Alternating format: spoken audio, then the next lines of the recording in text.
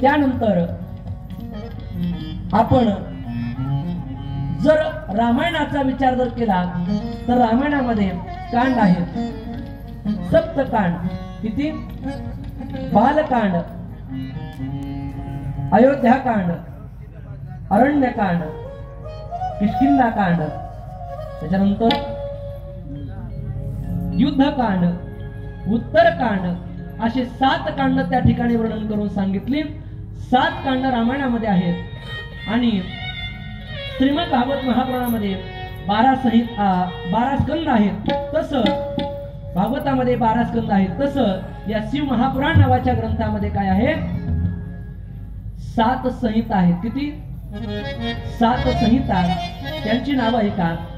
पहिली संहिता आहे विद्येश्वर संहिता, दुसरी संहिता आहे रुद्र संहिता, तिसरी संहिता आहे शतरुद्र संहिता, चौथी संहिता आहे कोटी रुद्र संहिता, 5वी संहिता आहे उमा संहिता, 6वी संहिता आहे कैलास संहिता आणि 7वी संहिता आहे वायवीय संहिता.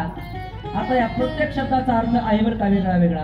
आता जशी संहिता पुढे येईल तसं आपण पाहू. या 7 संहिता आहेत.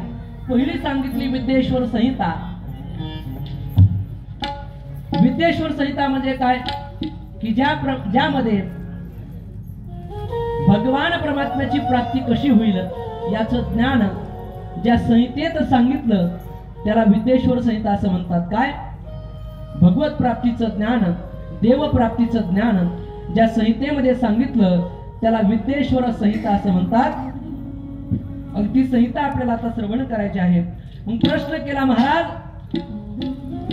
या ग्रंथाचा तुम्ही आम्हाला परिचय सांगितला की 7 संहिता या असणाऱ्या विद्येश्वर संहितेमध्ये आहेत, पण आम्हाला सांगा ना हा ग्रंथ निर्माण का झाला, याच्या पाठीमागचं कारण काय? तर तेव्हा सांगतात, सूत महाराज म्हणतात, ऐका माझे श्री गुरु व्यास महर्षी सरस्वती नदीच्या तीरावरती चिंताग्रस्त अवस्थेमध्ये बसलेले होते आणि बसलेले असताना त्या ठिकाणी सनत कुमार आले. कोण? सनत कुमार. सनक, सनंदन, सनातन आणि सनत कुमार हे 4 भावंड आले आणि आल्याबरोबर त्यांच्या मुखात नेहमी एकच भजन असायचं. काय असायचं ऐका? हरी शरणम हरी शरणम हरी शरणम हरी शरणम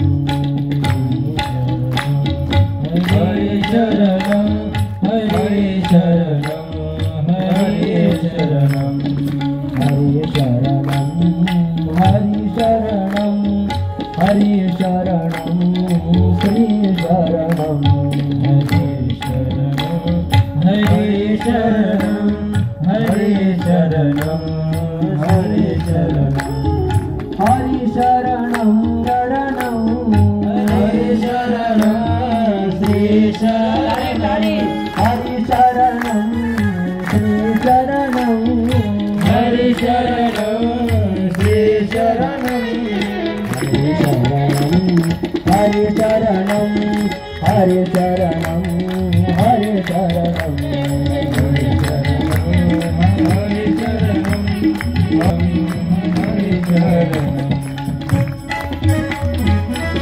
नमः पार्वती पतये. सूत महाराज की, व्यास की, अवधूत चिंतन श्री गुरुदेव दत्त. आणि मग सांगितलं ज्यांच्या मुखामध्ये हरी शरणम हरी शरणम हरी शरणम आम्ही नित्य हरीची आहेत असं भजन ज्यांच्या मुखामध्ये आहे ना ते आले आणि आल्याबरोबर विचारलं, व्यास तुम्ही तर त्रिकाल ज्ञानी आहात, महाभारत नावाचा ग्रंथ तुम्ही निर्माण केला, श्रीमद भागवत महापुराणाचा महिमा वर्णन करून सांगितला, श्रीमद भागवत महापुराण निर्माण केलं, मग आता चिंता का निर्माण झाली? का बरं? तुम्हाला असं काय वाटतं की माझ्याकडून काहीतरी कमी राहिलं? अशा वेळेला सूत महाराजांनी आपलं व्यास महर्षींनी प्रार्थना केली, प्रभू मी महाभारत तयार केलं, वेद पूर्वी एकच होता, किती? वेद अनंत बोलिले का बोलिला? वेद अनंत बोलिला अर्थ इतुकाची साधिला विठोबाशी शरण जावे निज निष्ठा नाम गावे की त्या परमात्म्याला शरण जावं असं वेद बोलला महाराज. पण बोलीला म्हटल्यानंतर किती आले बाबा? एकच होता. पण त्या एका वेदाची 4 भाग केले. कारण हा वेद काही कोणी तयार केलेला नाही. मुळात जो वेद होता ना तो वेद भगवंताच्या घोरण्यातून तयार झाला. आता दादा माणसंही घोरतात पण माणसं घोरली की शेजाऱ्याला ताप होतो. काय होतो? एका ठिकाणी असंच कथा सुरू होती आणि नेमकी कथेची वेळ त्या गावामध्ये होती 8 ते 11 3 तास. आमच्या काही परिसरामध्ये 8 ते 11 अशी कथा असते, काही ठिकाणी 3 ते 5 असते. आणि मग कथा सुरू झाली आणि योगायोगानं तो काही कथा प्रेमी नव्हता, तो झोप प्रेमी होता. पण त्याला घरी झोप लागत नाही, गोळ्या घेतल्या तरी लागत नाही, गोळ्या आत जाऊन झोपायच्या, पण याला काही झोप लागत नव्हती. मग त्यानं विचार केला की चला झोपीचं माध्यम म्हणून त्यानं कथा निवडली आणि तो कथेला आला. आल्याबरोबर महाराज त्यानं मस्त आमच्या महाराज मंडळीने, आमचे आदरणीय महाराज महाराष्ट्रातील ख्यातनाम गायक, शिंत वादक, हरिभक्ती पारायण विजय महाराज असतील, त्यानंतर रामकथा प्रवक्ते आज आपलं भाग्य आहे की कथा सांगायला आहेत शिवकथाकार आणि समोर श्रवणासाठी आज उपस्थित आहेत जे मोठ्या प्रेमानं आपल्या गावामध्ये आलेले आहेत. आदरणीय मोठ्या मोठ्या सप्ताहामध्ये कार्यक्रमामध्ये ज्यांच्या कथा होतात महाराज त्यांनाही त्या ठिकाणी धन्यवाद. मग अशी मोठी मंडळी तिथं होती. मग त्यांनी पंचपदी गायली आणि गायल्याबरोबर महाराज त्यानं ताल धरायला सुरुवात केली. ताल लक्षात येतोय ना? आणि त्यानं ताल धरला. जसा जसा ताल वाढू लागला, आमची लय वाढू लागली, तबल्याची, पखवाजाची, गायकाची, तसं तसं महाराज त्या ठिकाणी त्याचाही ताल वाढू लागला. आणि वाढता वाढता तो गाढ झोपीमध्ये गेला. जसा झोपी गेला, झोपी गेल्याबरोबर महाराज मला काय कोणी झोपलं काय आपलं सांगण्याचं काम आहे ते आपण केलं पाहिजे. मग असं म्हटल्याबरोबर तो झोपू लागला. महाराज मी कथा सांगतोय पण शेजारी एक रागावला. हे काय गाढवासारखा घोरतो म्हणे. काय म्हटला? गाढवासारखा काय घोरतो म्हणे. मग मी म्हटलं दादा तो घोरतोय याचा त्रास मला नाही, मी माझी कथा सांगतोय पण तुला त्रास काय? तो म्हटला महाराज तुम्हाला त्रास नाही पण त्याच्या समोर मी झोपलोय. काय? त्याच्या समोर मी झोपलोय, त्याच्या घोरण्यामुळे माझी झोप, त्याच्या घोरण्यामुळे काय होतंय? माझी झोप, माझ्या झोपेमध्ये अडथळा येतोय. मग असे जर श्रोते असतील तर काय करावं? ऐका बरं का, विनोदाचा भाग सोडा. आणि मग त्या ठिकाणी महाराज काय सुरू होतं आपलं कथा ना. आणि सत्याचं चिंतन करा म्हणून सांगितलं. आणि काय आपल्याकडून राहिलं असा विचार नारद महर्षी करत, आपले व्यास महर्षी करत आहेत. आणि त्यावेळेला सांगितलं तुम्ही सत्याचं चिंतन करा. सत्य काय आहे तर भगवान शिव हे सत्य आहे की त्यांचं वर्णन करत असताना जगद्गुरु तुकोबाराय म्हणतात भगवान शिवजी म्हणजे विश्वाचे नाथ आहेत की ज्यांची उत्पत्ती कोणी करू शकत नाही. सर्वाचे आदिम, सर्वाचे पुरातन, सर्वात मूळ तत्व म्हणजे जर काय असेल तर भगवान शिवजी आहेत. आणि त्यांचं वर्णन करत असताना तुकोबाराय म्हणतात तुम्ही विश्वनाथ आहात.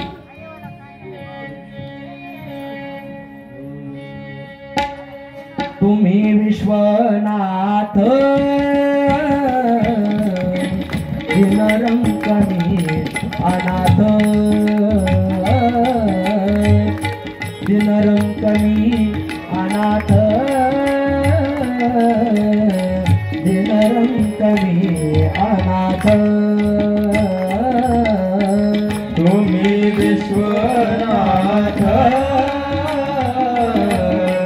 दिनरंकनी अनाथ, दिनरंकनी अनाथ, दिनरंकनी अनाथ. तुम्ही विश्वनाथ दिनरंकनी अनाथ, अनाथ दिनरंग मी अनाथ दिनरंग मी अनाथ तुम्ही विश्वनाथ दिनरंग मी अनाथ दिनरंग मी अनाथ दिनरंग मी अनाथ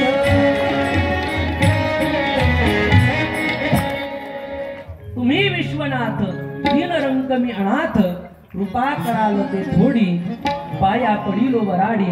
आणि असं वर्णन केल्यानंतर महाराज असे भगवान शिवजी आहेत किंवा ज्ञानाची परंपरा कुठून आली तर आदिनाथापासून परंपरा आली जाण. किंवा आपण रोज हरिपाठ म्हणणारी मंडळी आहात. आदिनाथ उमा बीज प्रगटले. कशाचं बीज? ज्वारीचं. मग ज्ञानाचं बीज. आदिनाथ उमा बीज प्रगटले मचिंद्रा लाधले सहज स्थिती. सहज त्या ठिकाणी प्राप्त झाले महाराज. तो अधिकार असल्यामुळं किंवा आदिनाथ गुरु सकळ सिद्धांचा मचिंद्र तयाचा मुख्य शिष्य मचिंद्राने बोध गोरक्षासी केला. गोरक्ष वळला वेणी प्रती गहिणी प्रसादे निवृत्तीला तार. ज्ञानदेवा सार चोजविले. अशी ज्ञानाची परंपरा अगदी माझ्या ज्ञानोबाऱ्यापर्यंत आलेली आहे. आणि तेच ज्ञान आपण ती दिव्य परंपरा श्रवण करतोय. भगवान शिवजीचा महिमा या ग्रंथामध्ये वर्णन करून सांगितलेला आहे. ती शिव महापुराण कथा आपण श्रवण करतोय. आणि मग सत्याचं चिंतन करा असं म्हटल्यानंतर सत्य काय आहे तर भगवान शिव आहेत. आणि सर्वात आधी जर काय असतील तर भगवान शिवजी आहेत. शांती प्रमाणात महाराज एका अभंगात वर्णन करतात. ऐका. ओंकार हे बीज सर्वांचे जाणावे. ओंकार हे मूळ सर्वांचे जाणावे. ओंकार हे मूळ सर्वांचे जाणावे. ओंकार हे मूळ सर्वांचे जाणावे. तेथोनी पहावे वेदशास्त्र. तेथोनी पहावे वेदशास्त्र. तेथोनी पहावे वेदशास्त्र. तेथोनी पहावे वेदशास्त्र. ओंकार हे मूळ सर्वांचे जाणावे. ओंकार हे मूळ सर्वांचे जाणावे. ओंकार हे मूळ सर्वांचे जाणावे. ओंकार हे मूळ सर्वांचे जाणावे.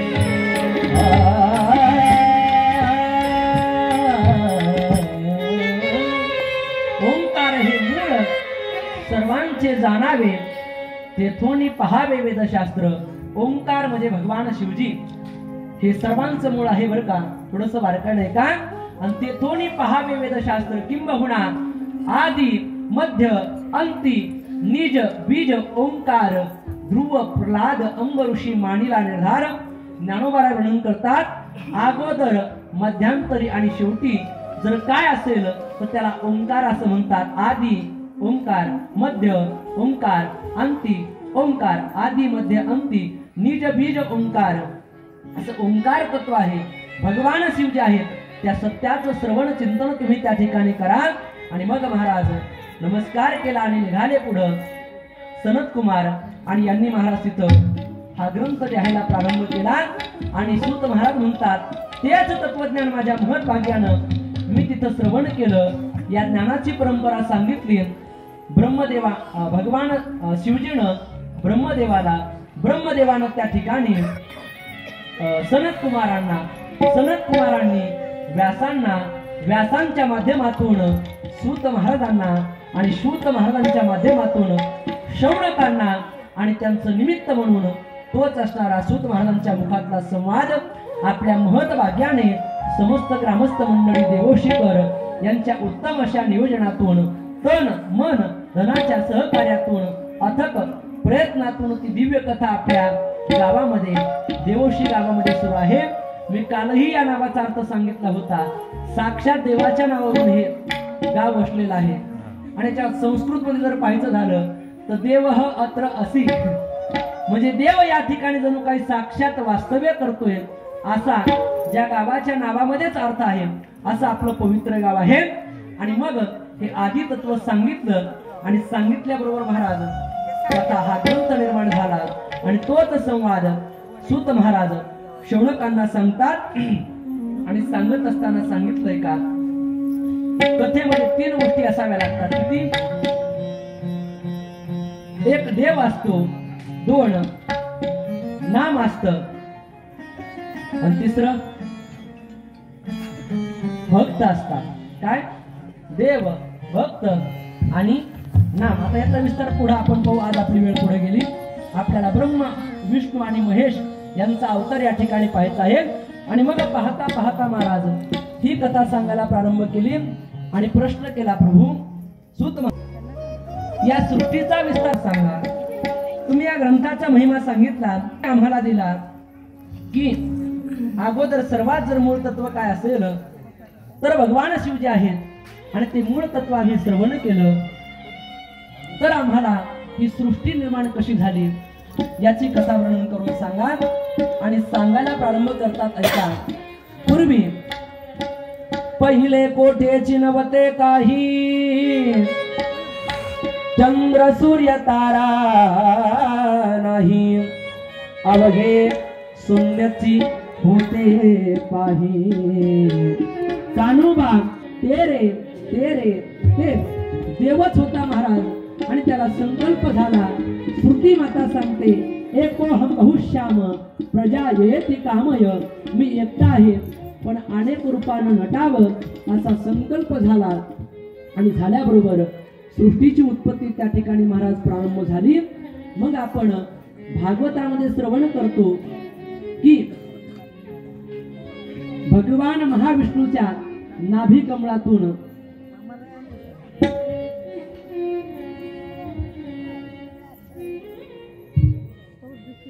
भगवान महाविष्णूच्या नाभी कमळातून कोण जन्माला आलं?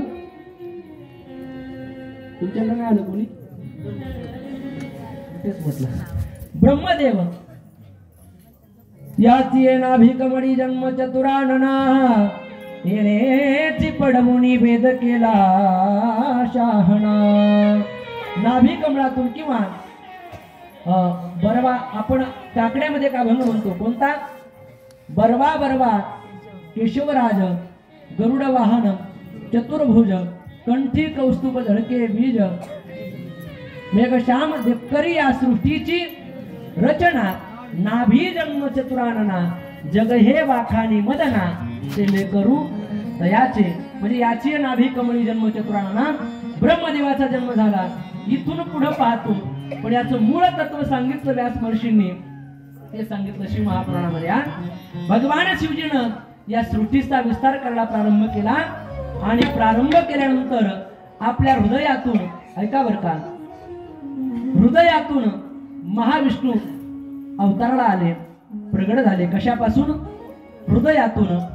कंठातून ब्रह्मदेवाला निर्माण केलं आणि भ्रुकुटी, दोन्ही डोळ्याच्या मध्ये जो भाग असतो ना त्याला भ्रुकुटी असं म्हणतात. त्या भ्रुकुटीतून स्वतः तयार झाले. आणि थोडीशी गंमत आता अशी आहे, ऐका. मग 3 देव निर्माण झाले. भगवान शिवजीनं हृदयातून निर्माण केलं कुणाला? विष्णूला. पण भगवान विष्णूचा मोठेपणा व्हावा म्हणून कंठातून निर्माण झालेला ब्रह्मदेव ठेवला कुठं? महाविष्णूच्या नाभीतून जे कमळ निघालं का त्या कमळामध्ये ठेवलं. आणि ठेवल्याबरोबर भगवान महाविष्णू पासून मग कोण? ब्रह्मदेव. आणि ब्रह्मदेव अवताराला आले आणि त्यांनी मग त्यांच्या कानावरती शब्द पडले. आता भरपूर मोठा इतिहास आहे. तप करा. आणि तप करा म्हटल्याबरोबर त्यांनी तप करायला प्रारंभ केला तप सुरू केलं आणि तप महाराज पूर्ण झालं आणि तपानंतर त्यांना सृष्टी उत्पत्तीचं ज्ञान झालं. ज्ञानोबारा वर्णन करतात ऐका. पूर्वी गाभिरोत्तमा सृष्टीची हा उपक्रमा वेडा ऐसा ब्रह्मा एकला होता मज ईश्वरा ते नोळखे आणि सृष्टी ही करू न शके तो थोरू केला एके नामे येणे आणि मग त्याला सृष्टी उत्पत्तीचं ज्ञान ब्रह्मदेवाला झालं महाराज. आणि ब्रह्मदेव सृष्टीची उत्पत्ती करू लागले. म्हणजे भगवान शिवजीनं स्वतः तिन्ही देवाला निर्माण केलं. मग तेच हृदयातून निर्माण झालेले भगवान महाविष्णू, त्यानंतर कंठातून निर्माण झालेले ब्रह्मदेव, ब्रह्मदेवाला ठेवलं त्या महाविष्णूच्या कमळातून तयार झालेल्या त्या कमळावरती आणि कमळातून तयार झालेले मग ब्रह्मदेव, ब्रह्मदेवानं तप केलं आणि त्यांनी सृष्टी उत्पन्न केली. आणि मग ब्रह्मदेवाच्या भ्रुकुटीमधून ऐका बरं का, ब्रह्मदेवाच्या भ्रुकुटीमधून कोण अवतरला आलं? भगवान शिव. निर्गुण निराकार शिव वेगळे, ते शिवतत्व आहे. पण त्या शिवतत्वापासून हे तीन देव त्या ठिकाणी प्रगट झाले, ब्रह्म विष्णू आणि महेश. किती? ब्रह्म विष्णू आणि महेश. कशामुळे तीन झाले? कारण गुण आहेत तीन. तीन प्रकाराच्या तीन गुणाचे लोक या समाजामध्ये पाहायला मिळतात. आणि त्या तीन गुणाच्या लोकांसाठी देवानं तीन कार्यासाठी तीन देवाची निर्मिती केली.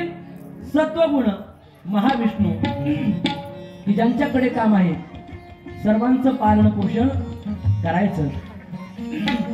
ब्रह्मदेवाकडे उत्पत्तीचं खातं दिलं आणि भगवान शिवजीकडे तिसरा डोळा उघडायचा आणि सर्वांचा संहार करायचा. तीन गुणापासून तीन देव निर्माण झाले. तसे महाराज या समाजामध्ये बरं का विजय महाराज, या समाजामध्ये देखील तीन प्रकारचे लोक आपल्याला पाहायला मिळतात. तीन गुणाचे लोक तयार झालेले आहेत. तुकोबारा वर्णन करतात ऐका. प्रकाराचे तीन,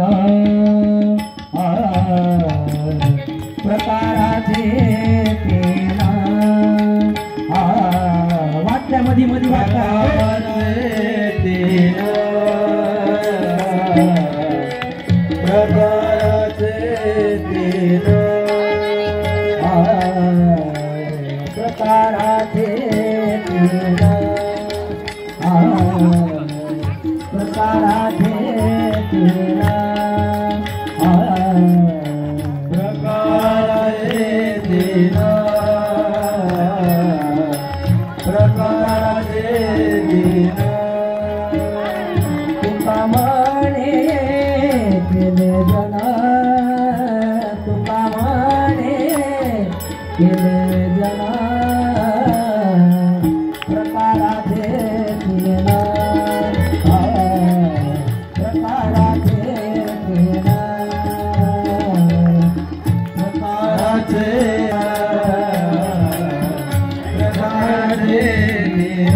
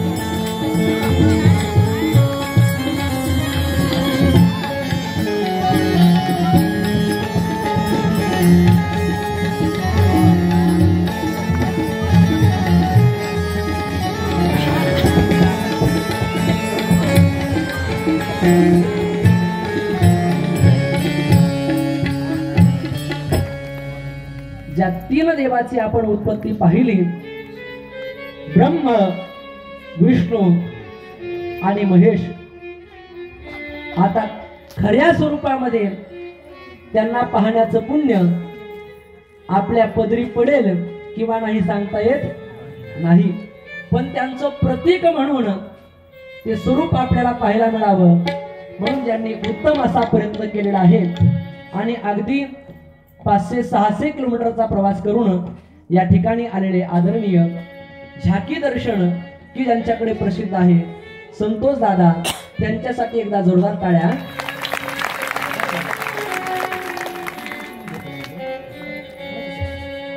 मग अशा प्रकारे महाराज हे तिन्ही देव त्या ठिकाणी अवतरला आले आणि या 3 देवानं 3 गुणापासून 3 देव तयार झाले आणि झाल्यानंतर तसं आपण पाहत होतो समाजामध्ये माणसही 3 गुणाचे आहेत. किती? 3 गुणाची प्रकाराचे 3 तुका म्हणे केले जण, सत्वगुण, रजोगुण, तमोगुण. सत्वगुणी जर मनुष्य असेल तर त्याला भजन आवडतं, रजोगुणी असेल तर त्याला तमाशा आवडतो आणि तमोगुणी असेल त्याला भांडण आवडतात. जर उदाहरण सांगायचं झालं तर आपली आपली टक्केवारी आपण तपासून पहा. आपण कोणत्या गटामध्ये बसतोय? कोणते गट? मी राजकारणातले सांगत नाही हा, महिला बचत गट नाही हा. 3 वर्ग आपण पाहिले, 3 वर्ग वारी, सत्व, रज आणि तम. रात्रीचा प्रसंग आहे, कल्पना करा. आणि रात्री एखादी व्यक्ती उठली, 11 वाजलेले आहेत आणि त्याच्या कानावरती मृदुंगाची थाप पडली. रामकृष्ण हरीचं भजन कानावरती पडलं. पडल्याबरोबर त्याला असं वाटतं की मी कधी तिथं जाईल, असं ज्याला वाटतं त्याला म्हणायचं सत्वगुणी.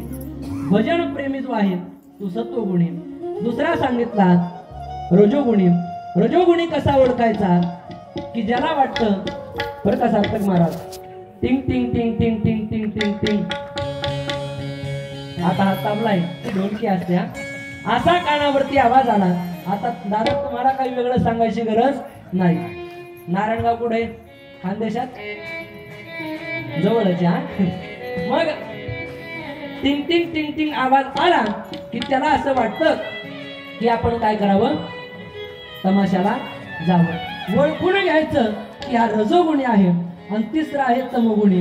गावात का भांडण सुरू झाले आणि भांडणाचा आवाज का याच्यापर्यंत गेला, बरं का आजी, तो म्हणतो या पठ्यानं तिथं गेल्याशिवाय भांडणाची इति कर्तव्यता होणार नाही. मग तो तिथं जातो आणि पाण्याचा डबा घेऊन जातो. पाण्याचा नाही देत, रॉकेलची कॅन घेऊन जातो. कॅन हा, मग तिथं जाऊन त्याच्यावरती तो टाकतो. म्हणजे वाढलं कसं याचा प्रयत्न करतो. दृष्टांत हा कधी दृष्टांतासाठी नसतो, सिद्धांतासाठी असतो. जसे 3 गुणापासून आपण 3 देव पाहिले की सत्व गुणापासून महाविष्णू, पहिले महाविष्णू येतात, दिसले ना. दुसऱ्या जन्माला आले त्या ठिकाणी ब्रह्मदेव, पलीकडे ब्रह्मदेव आहेत, दिसले का. आणि जे मध्ये आहेत ते ब्रह्मदेवाच्या भ्रुकुटीमधून भगवान सदाशिव, भोलेनाथ, शिवशंकर देवाचे प्रतीक आहेत. म्हणून आपण तिथूनच या तिघांना वंदन करायचं आहे. त्रिवाराम.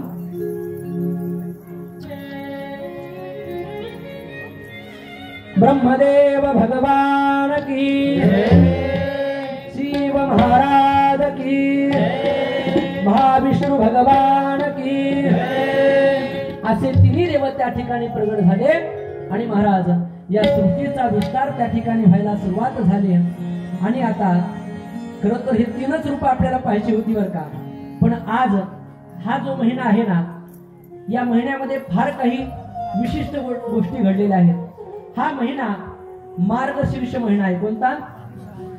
की या महिन्याला भगवंताची विभूती म्हटलं जातं. मासानं मार्गशीर्षोहम. 10व्या अध्यायामध्ये ज्या विभूत्या सांगितल्या ना, की भगवंताची विभूती म्हणजे हा महिना आहे. या महिन्यामध्ये भगवान श्री दत्तात्रयांचा जन्मोत्सव कोणत्या महिन्यात झाला? कधी? अगदी 2 दिवसापूर्वी पौर्णिमेला आपण तो जन्मोत्सव त्या ठिकाणी साजरा केला. पण एक प्रतीक म्हणून त्यांचंही रूप आपल्याला पाहायचं आहे. म्हणून ते पुढे येईल 5 मिनिटांमध्ये. सर्वांनी एकदा मोठ्या प्रेमानं भजन करायचं आहे आणि अगदी 10 मिनिटांमध्ये आपण पुढची कथा पाहून थांबणार आहोत.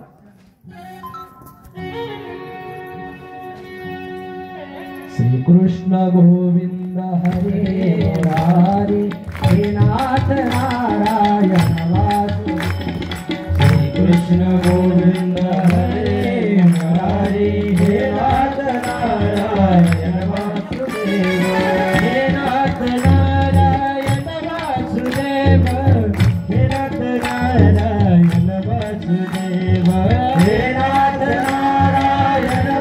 वासुदेव हे नाथ नारायण वासुदेव हे नाथ नारायण वासुदेव हे नाथ नारायण वासुदेव